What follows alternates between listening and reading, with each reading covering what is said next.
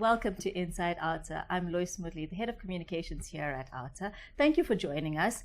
We're here to discuss some of the emails that we've received, some of the queries that have been coming through on our social media pages regarding the ongoing e-toll heist. And to give us some clarity on this matter, we are joined by our CEO, Wayne Duvenage. Wayne, thank you so much for making the time. Nice to be with you, Lois. Thanks. So Wayne, the e-tolls fight is being positioned as anti-infrastructure, anti-development, anti-government. What is OUTA's position on this? That's a very good question, Lois. And before we state OUTA's position, let us quickly explain something here. The Gauteng Freeway Improvement Project, which is abbreviated as GFIP, and the e-tolls are two separate matters. And the first is the freeway upgrade, and the second is a method of financing that freeway upgrade. But let's just start with the GFIP, which took place between 2008 and 2011. This was the upgrading of around 200 kilometers of Gauteng's freeway network, and OUTA has never denied that this freeway network was required or needed attention and upgrading. And nor have we ever said that other freeways or intercity links within provinces shouldn't be attended to. I mean, this is all part of economic development, and as a progressive, freeway infrastructure is very necessary when it comes to tackling congestion. And I say one of the few ways actually to deal with congestion, because widening of freeways without tackling other solutions such as safe and reliable integrated public transport network just merely leads to more freeway congestion a few years down the line. So it's important to know that OUTA has never implied that freeways or upgrades were not required, and nor have we ever said that we don't want to pay for them.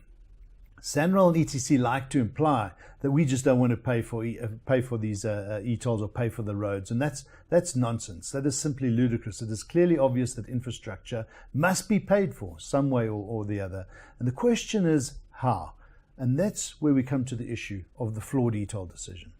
Well, on that then, Wayne, let's discuss how if the GFIP needed to be paid for, how do we as OUTA propose that our supporters stand by our We Won't Pay campaign?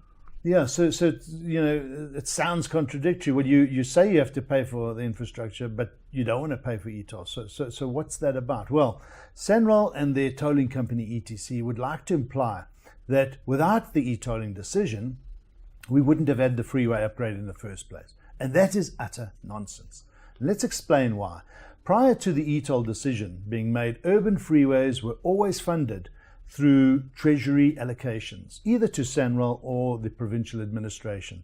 And this is the money that they use to fund freeways in and around our cities, Johannesburg, Pretoria, Durban, Cape Town, etc.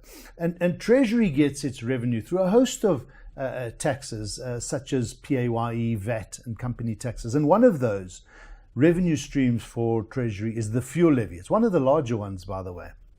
And it's important to know that the fuel levy this year will contribute about 75 billion rand to Treasury's coffers.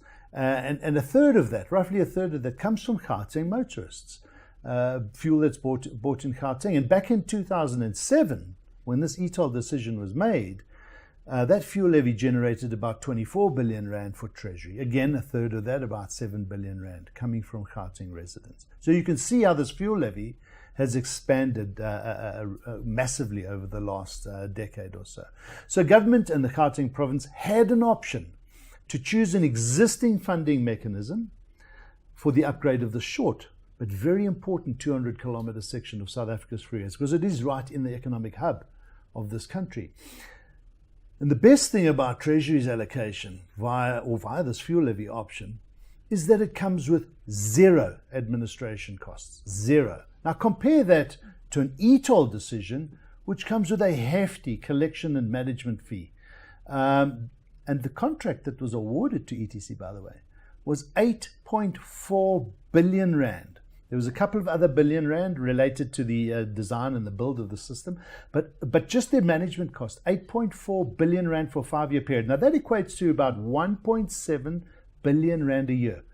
Compare that to the zero cost if the money had have come through from Treasury, and you ask society, what would they have chosen? Why go for this expensive tolling mechanism when you have one that is absolutely more beneficial to society and to the public. But when was that really an option? Why not give paying e-tolls a chance? I mean, SANRAL wouldn't be in the debt that it is in now, and we'll have a great roads, great development, nation building. Let's progress. Yes, no, and we're often asked and said, the money's been spent, it's there. Let's just make it work. But what we're saying when we say that is, well, let's just accept that when government makes a decision, it's the right one for us. And let's not question that. That's what that question would mean. Or it means let's just not question whether they've applied the constitutional processes correctly, or that they've done their research and this is the most rational decision for this country. And so it's important to realize that just because we have a democratically elected government doesn't mean to say they always act in the best interests of society. The horrendous situation of state capture and the billions lost to society as a result of allowing government to rule without the checks and balances. The nuclear decision was another one. Had that not been challenged by civil society, government would have got away with introducing something that was so ludicrous and wrong for this country. So getting back to the e-toll decision, it was after several business associations and industry associations conducted research and engaged with SANRAL throughout 2011 that the gross flaws and the almost certain failure of this system was exposed. And we couldn't sit back and do nothing. We had to do something, and that's how OUTA was formed in 2012. And we did so to empower society with the knowledge of their rights, to expose this decision and the misinformation, the gross misinformation that was taking place by SANRAL at the time. And we just couldn't allow SANRAL and their suppliers to become the beneficiaries of what we saw was a very deceitful plan. And it was one, by the way, in which government, this plan sought to extract about 34% of SANRAL's revenue from just 1% of their road surface in Gauteng. 1%, 34% of revenue. So this scheme is actually being challenged, though, on three main fronts. Firstly, the irrationality of this scheme. And irrationality here is when we say that government has more than one option. What do they need to do? Well, they need to demonstrate that they've applied their minds and they've selected the best option for society, the lowest cost option for society. And in the case of e-tolls, it was not that, not by far. And SANRAL knows that. Let me tell you why. Because there are no tolling decisions for Durban's freeway upgrades. You've seen these big interchanges now at Mount Edgecombe, the 4-lane highway from Mabeni to Umhlanga. Who's paying for that? There's no tolls. The new route, Sedara down to Durban, by the way, linking up Pietermaritzburg to Durban, is not tolled, and it's a 15 billion rand plus development similar to this, 75 kilometers or so. Why is that not tolled? So why does Gauteng have to be tolled and it pays fuel levies? And KZN doesn't pay e-tolls. Western Cape doesn't pay.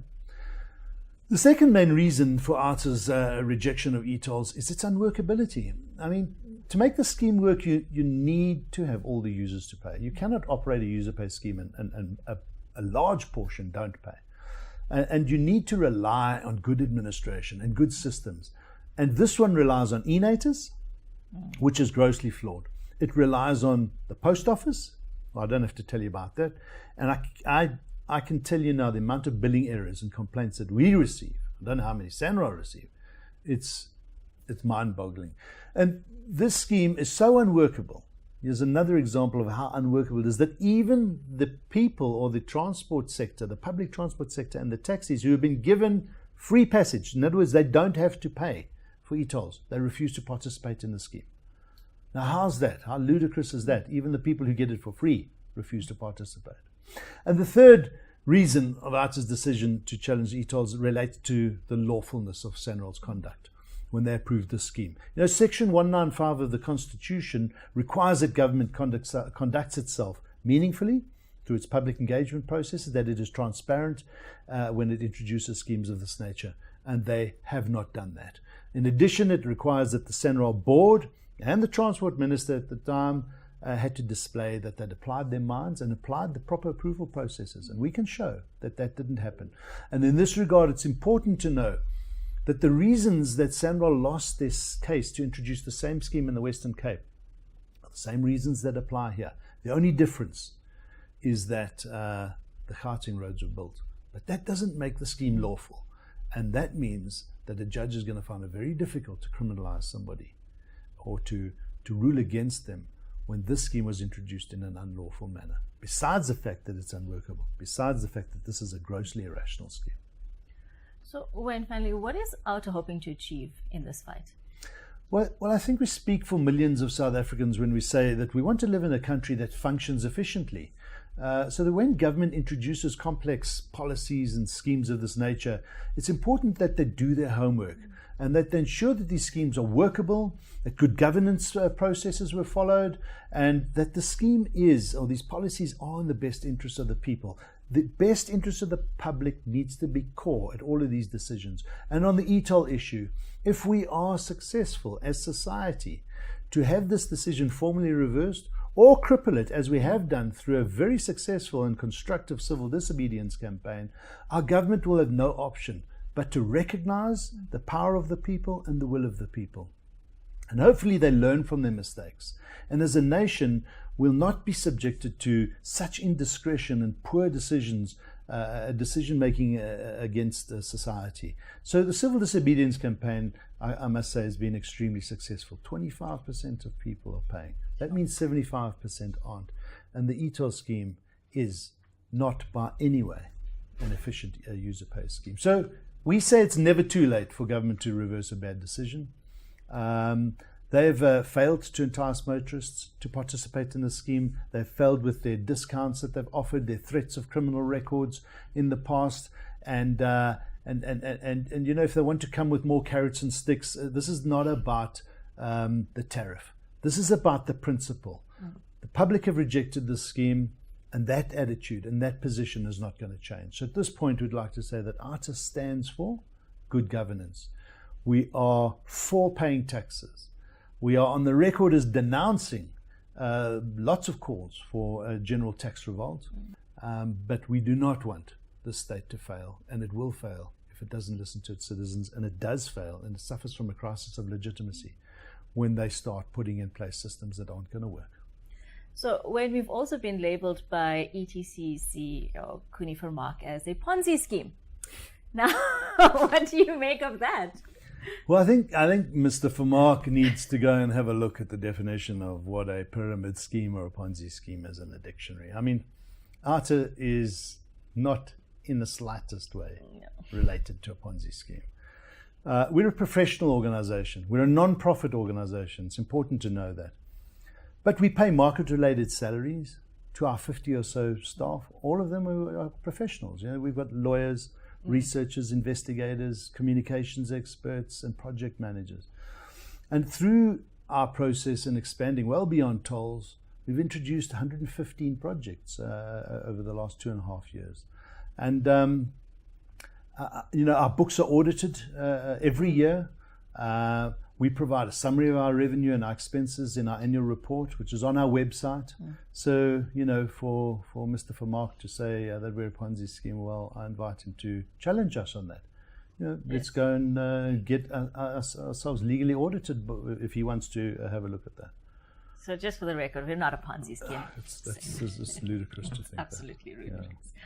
Well, thank you, Wayne. Thank you for making the time. And to our supporters, I hope that gives you clarity on some of the questions that you've been raising. Please, if you have any more questions or queries, please see us on our social media pages. That's Twitter and Facebook and Instagram, or visit us on our website. Thank you.